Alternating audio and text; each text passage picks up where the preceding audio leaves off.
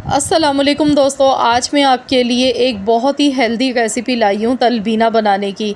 आज की इस वीडियो में मैं आपको तलबीना बनाने का एक ऐसा तरीका बताऊँगी कि अगर आप इस तरीके से इसे बनाएंगे तो इंशाअल्लाह ताला आप देखेंगे कि आपको कभी भी कमज़ोरी नहीं होगी, ना तो कभी आपके ऊपर बुढ़ापा जल्दी आएगा। हड्डियाँ जोड़ हो जाएंगे मज़बूत। बहुत ही ज़्यादा फ़ायदेमंद और बहुत ही हेल्दी रेसिपी है। इसमें चीनी का इस्तेमाल नहीं किया जाता है, बिना शुगर के इसे बनाया जाता है।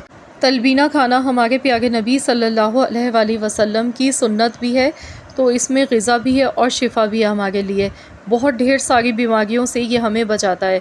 जैसे कि आप जानते ही हैं कि पुराने वक्तों में लोग बीमार नहीं पड़ते थे ज़्यादा, ना तो कभी उन्हें हड्डियों की तकलीफ़ होती थी, ना जोड़ों के दर्द होते थे, ना ही कमज़ोरी महसूस होती थी, क्योंकि वो इस तरह की ग़िज़ाओं का ज़्यादा इस्तेमाल करते थे। तो आज मैं आपके लिए ये हेल्दी रेसिपी लाई हूँ, आप लोग ज़रूर इस रेसिपी को ट्राई कीजिएगा। इसके लिए सबसे पहले 2 कप आपने दूध ले लेना है। तो सबसे पहले हमने दूध में बॉयल आने का इंतज़ार करना होगा। जब तक दूध में बॉयल नहीं आ जाता तब तक कि हम इसमें कुछ भी नहीं ऐड करेंगे। तो जैसे ही दूध में बॉयल आएगा, इसके बाद हम इसमें डालेंगे बारले जौ, यानी कि जौ का दलिया। आपने जौ का दलिया लेना है। एक तो ये पैकेट वाला है, ये फ़ौरन इंस्टेंट बन जाता है। इसमें ये खूबी होती है कि इसे रात भर भिगोना नहीं पड़ता और ना ही घंटों तक पकाना पड़ता है। तो इसीलिए आप चाहें तो ये वाला ले लें, या फिर जो साबुत जौ आती है वो भी आप ले सकते हैं, लेकिन उसे रात भर भिगोना पड़ता है। उसके बाद पकाने में भी 1 से 1.5 घंटा लग जाता है। तो ये 5 मिनट में बन के तैयार हो जाता है। जौ का दलिया मैंने यहाँ पर लिया है और ये इतना फ़ायदेमंद होता है जो शुगर के मरीज़ हैं उनके लिए भी, या जिनका कोलेस्ट्रॉल बढ़ा हुआ है, या जो लोग अपना वज़न कम करना चाहते हैं। मैदे जिगर की गर्मी को ये ख़त्म कर देता है। इसकी तासीर ठंडी होती है और ये बहुत ज़्यादा ताकतवर होता है, हड्डियों को मज़बूत बनाता है। इतना ज़्यादा ये फ़ायदेमंद है। तो यहाँ पर मैंने 2 कप दूध लिए हैं, तो उसके हिसाब से मैं यहाँ पर इसमें 3 चम्मच डाल गई हूँ जौ का दलिया।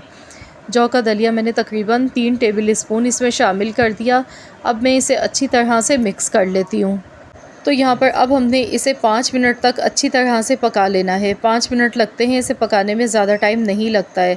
लेकिन यहाँ पर इसमें मज़ीद और भी हमने थोड़ी सी चीज़ें शामिल करनी है, जिसकी वजह से ये और भी ज़्यादा हमारे लिए फ़ायदेमंद हो जाता है। तो मैं आपको बिल्कुल सही परफ़ेक्ट तरीका बता रही हूँ। तो इसमें मिठास के लिए हम यूज़ करेंगे खजूर का। तो यहाँ पर आपने काली वाली खजूरें लेनी है जो सॉफ़्ट होती हैं एकदम। 2 कप दूध के हिसाब से मैंने 5 खजूर ली हैं। इन्हें अच्छी तरह से वॉश करने के बाद मैंने इनकी जो गुठली होती है वो मैंने हटा दी। अब खजूर से ही इसमें मिठास भी आएगी, और खजूर का तो आप लोग जानते ही हैं कि कितनी फ़ायदेमंद होती है, कितना ज़्यादा आयरन होता है इसमें। हमारे जिस्म में बहुत तेज़ी के साथ खून बनाती है, हमारी हड्डियों को मज़बूत करती है। बहुत ज़्यादा फ़ायदेमंद होती है खजूर। अगर आप पूरा दिन, अगर हम रोज़ा भी रखते हैं, सुबह सहरी में 2 खजूर खा लें तो इसमें इतनी ताकत होती है कि पूरा दिन हमें कमज़ोरी महसूस नहीं होती है। बहुत ताकतवर होती हैं ये। अब थोड़े से ड्राई फ्रूट्स डालेंगे, जिसमें किशमिश, थोड़ा सा नारियल है, पिस्ता मैंने लिया है। ड्राई फ्रूट्स आपके पास जो भी अवेलेबल हो ले लीजिएगा। किशमिश भी बहुत तेज़ी से जिस्म में खून बनाती है। और इसके अलावा जितने भी ड्राई फ्रूट्स हैं, इनके अपने अपने बेशुमार फ़ायदे होते हैं। बहुत ज़्यादा हेल्दी होते हैं सारे नट्स जितने भी होते हैं हमारी हेल्थ के लिए। तो यहाँ पर देखिए, ये मैंने सारी चीज़ें डालने के बाद मज़ीद इसे अच्छी तरह से पका लिया है 3 से 4 मिनट। मैंने यहाँ पर थोड़ा सा सब्ज़ी इलायची का पाउडर इसमें शामिल किया है फ्लेवर के लिए। तो बस इसे अच्छी तरह से मिला लिया है मैंने। अब गैस का फ्लेम मैं बंद कर दूँगी, क्योंकि जैसे ये थोड़ा सा ठंडा होगा ना तो ये मज़ीद और थिक हो जाता है, गाढ़ा हो जाता है।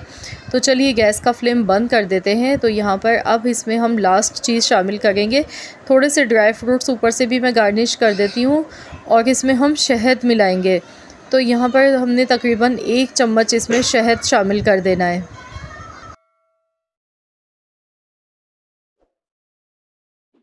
तो जब ये थोड़ा सा ठंडा हो जाएगा तब आपने इसमें 1 चम्मच शहद का शामिल करना है। जब ये तेज़ गर्म हो तब आप शहद बिल्कुल भी मत डालिएगा, वरना शहद के जो फ़ायदे हैं वो सारे ख़त्म हो जाएंगे।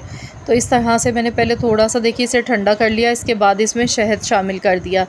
अब यहाँ पर मज़ीद अगर आप इसे और भी ज़्यादा हेल्दी आप चाहते हैं कि और ज़्यादा हेल्दी हो जाए, फ्लेवर चाहते हैं और भी ज़्यादा, तो आप इसमें थोड़े से कोई भी मौसम के जो फल होते हैं सीज़न के, वो भी काट के इसमें शामिल कर सकते हैं।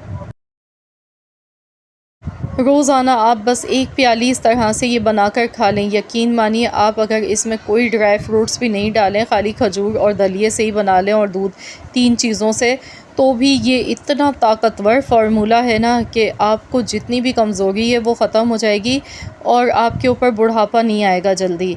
आप हमेशा जवान रहेंगे इसको खाने से, बहुत ताकत मिलती है। बहुत ही ज़्यादा हेल्दी रेसिपी है ये। तो बच्चों को भी दीजिए, बड़ों को, बुज़ुर्गों को, सबको बनाकर दीजिए। बहुत ही हेल्दी रेसिपी है ये। आप इसे नाश्ते में भी खा सकते हैं, किसी भी टाइम आप दिन में खा सकते हैं।